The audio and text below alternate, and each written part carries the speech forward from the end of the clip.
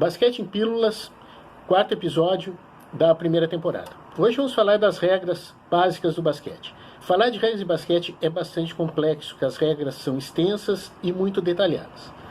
Eu vou não tratar da regra como um árbitro, mas como alguém que vai trabalhar com basquete. Ouvi muitas vezes de colegas, estagiários, dizendo: eu não trabalho com basquete porque eu não conheço a regra. Então, para começar a trabalhar com basquete, eu sempre digo para os estagiários, para os colegas, para os próprios alunos: nós precisamos, para começar a trabalhar com crianças, 3 regras para sair o jogo. Primeira regra: não pode caminhar com a bola na mão. Se eu quiser me deslocar, eu tenho que driblar, ou seja, na linguagem coloquial, daqui do gaúcho, picar a bola. Segunda regra: eu não posso dobrar, ou seja, depois que eu segurei a bola e driblei, segurei novamente, eu não posso fazer o drible. Segunda regra.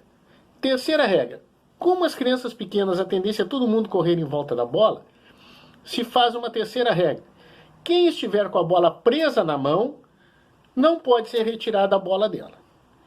Então, com essas 3 regras e um mínimo de fundamentos, já se consegue fazer um trabalho de basquete com as crianças. Então, essa desculpa de que eu não posso trabalhar porque eu não conheço a regra, ela é muito relativa. Porque os próprios árbitros às vezes se atrapalham, eles têm que conversar. Os técnicos, a maioria não conhece o detalhe da regra. Eu também não sei todos os detalhes das regras, tá? Deixo isso para quem é competente e estuda isso. Hoje o Rio Grande do Sul tem 3 árbitros apitando a NBB. O Serpa, o Bruno e o Ramiro, que são excelentes. Tá? Então, e um curso da federação para... Cocei o nariz, viu? Não pode.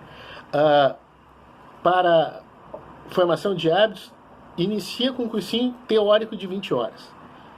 Eu vou tentar falar com vocês 2 etapas de 5 minutos, para dar uma ideia geral do que é a regra do basquete. Bom, levando ao caso prático do professor. Primeira coisa que um professor chega numa escola ou numa praça: como é que é a quadra? Qual é a altura da cesta? E a tabela? E a marcação? Então vamos a alguns detalhes. A altura do aro, não da tabela. O aro estará a 3 metros e 5 centímetros de altura do chão. Tá? Segunda, tá? A tabela. A tabela terá as dimensões de 1,80 m por 1,05 m. Tá? As tabelas antigas tinham 1,80 m por 1,20 m. Então nós encontramos em muitas praças e alguns ginásios mais antigos tabela com essas outras dimensões. O importante é que o aro e aquele quadradinho que tem desenhado na tabela, eles continuam na mesma posição. Segunda coisa, marcação da quadra. Marcação da quadra, as linhas devem ter a largura de 5 centímetros. O futsal trabalha com 8.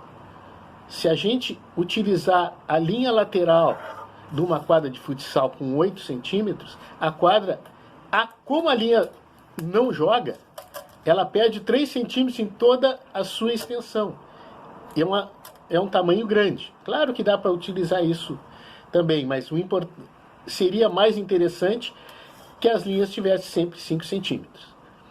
Terceira coisa, dimensão da quadra: 28 por 15.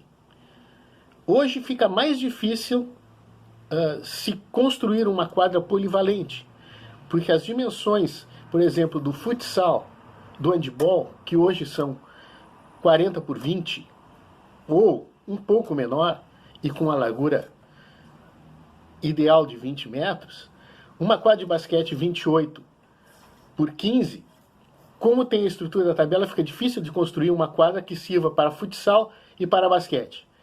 Ou teria uma quadra gigante de basquete, uma quadra minúscula de futebol. Tá? Tratamos disso, das estruturas no primeiro dia. Amanhã, nós deveremos tratar de tempo de jogo, jogadores, substituições, pontuação e faltas. Tá? Então, até o nosso próximo encontro. Bom dia para vocês.